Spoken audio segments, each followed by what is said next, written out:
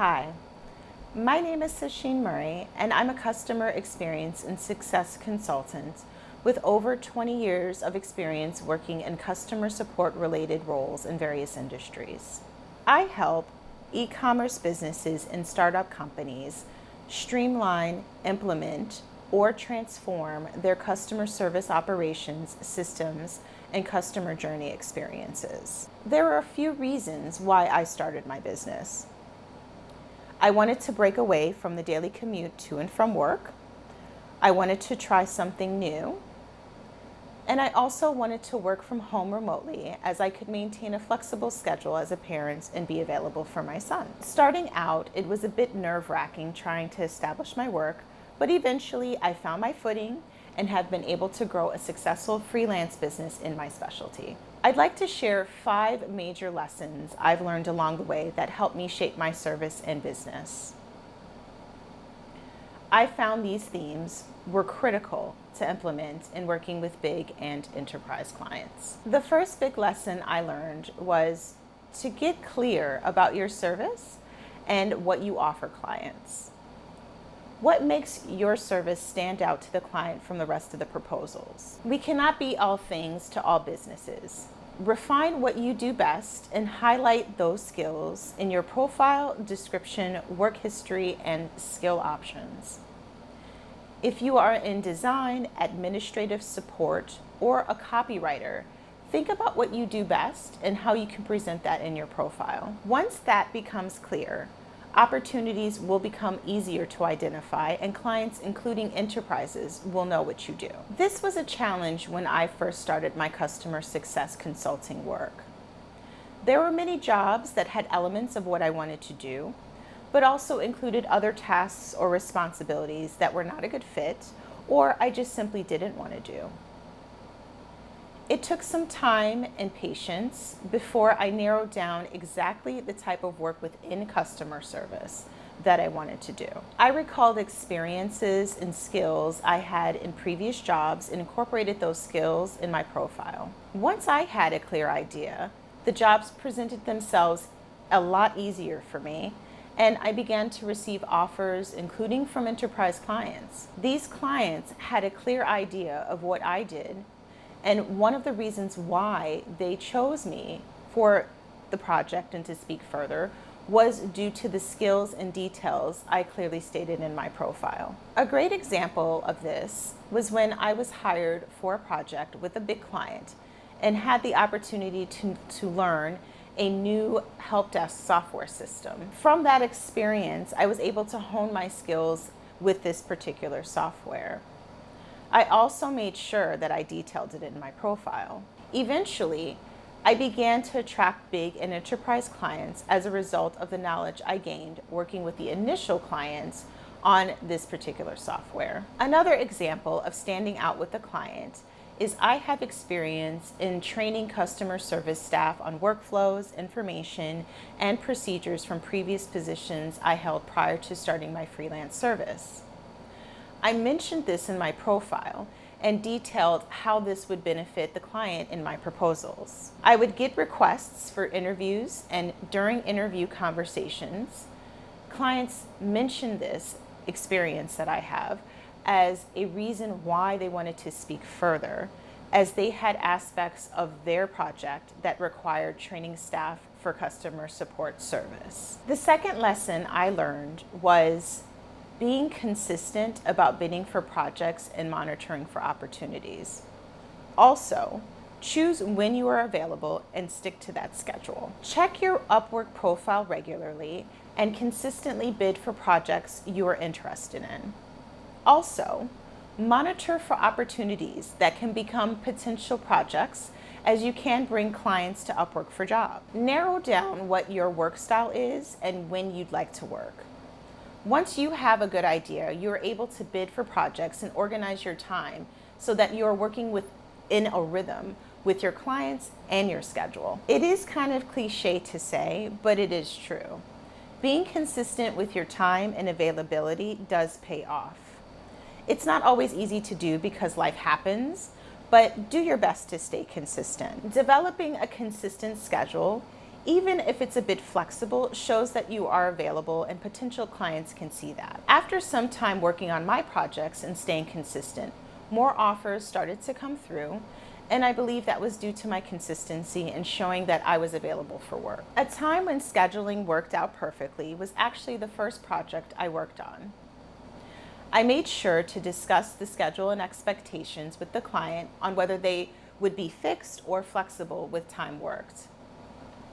They actually were very accommodating with me working a certain time of day, which was perfect as my son was a toddler at the time and I needed flexibility. These terms were discussed during the interview process, and as a result of being on the same page, the client became a much longer term client than I initially expected. A time where this did not work out so well was when I overcommitted with time and software and the project did not work out. I interviewed and agreed to take on a project that was a little more rigid with time and thought my schedule at the time would work to be available for the client when I was onboarded for the project. I discovered it cut close to another important time commitment I had over a few weeks' time, and I realized the set time was too rigid. There was also a software requirement that I thought I could obtain with my computer settings, and ultimately nothing worked. Unfortunately, this project ended earlier than expected due to these challenges. I learned here the importance of scheduling and being realistic about whether you are truly able to commit to a project, or will it impede on other opportunities that are ongoing, whether it be a personal or a business opportunity. The third lesson that I learned was, once you receive a request for an interview, assess the client and their information to see if it's a good fit for you before accepting. Review the project or job to see if you are truly interested before accepting the interview to speak further. If you accept the interview, make sure you ask questions about the company and details of the project once you speak with the client, and show your abilities and how your skills are the best fit for their needs. It's okay to say no if it's not a good fit, as you want to enjoy the work you are doing. That ultimately attracts more clients over time if you are doing work that you enjoy, and your clients see that and in turn give fantastic reviews once the project ends. It's always tempting to take on work that you're not 100% on. It took a while for me to learn this and understand it's better to turn down a project that is not aligned with what you want to do versus taking on a project or working with a client that you're not going to be happy with. I regularly monitor for potential projects or opportunities and do get requests for reviews fairly often. One of the things I look for is company description with details on the project. Job descriptions that are minimal, or where a company does not give enough information on what product or service is offered, can be confusing. If there is information where I can look up a company and see what service or product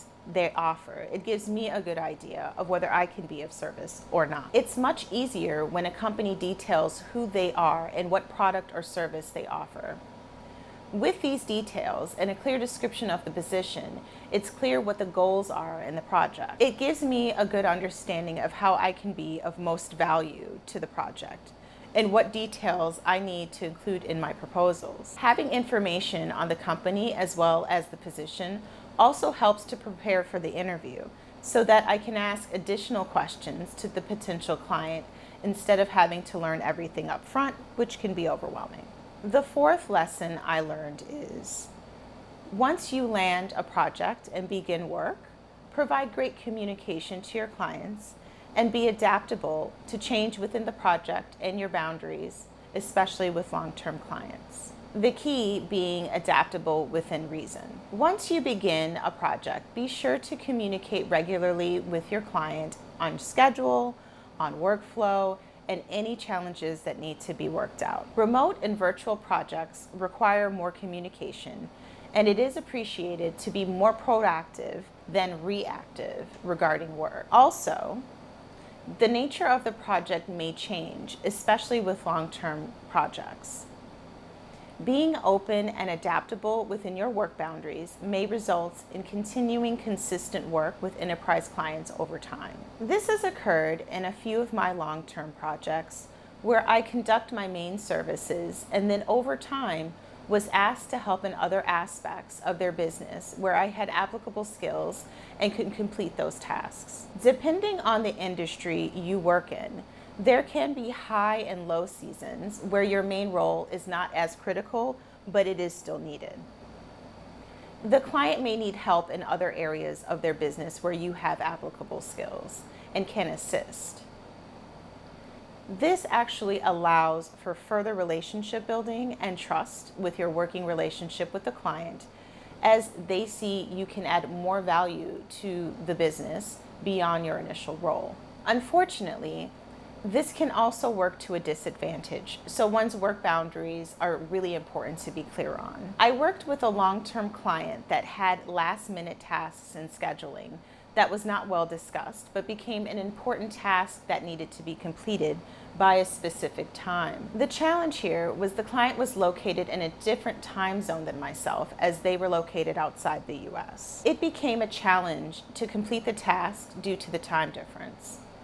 Ultimately, the project could not continue as their needs changed due to scheduling. It was disappointing at first, but then I started to realize remaining adaptable in the right condition can be a great way to maintain a long-term client relationship. The final big lesson I learned was to refresh your profile and update your skills regularly. I'm sure this is said often, but it's true. Once you've finished a project, reflect on what new skills or information you've learned that you can add to your profile. If you are not someone that does regular checks with your profile, set time in your calendar quarterly to review your profile for improvements or changes. I know for myself, I tend to forget to add new software learned in the skills section, and that makes a huge difference when clients are searching for a specific skill. Also, do not undervalue your knowledge on what software you know. The software you know and assume that most people can operate is an assumption, and you should still consider adding it to your profile. Your knowledge in that software could attract the next big client. If you've taken classes, gained a new certification, or even attended a webinar where you learned a new skill, these experiences will provide additional knowledge and information you can apply to your services or projects. I hope these tips and information help you attract the perfect clients and the bigger fish opportunities you are looking for. Here's how to learn more about the work that I do and to keep in touch. Thanks so much for listening.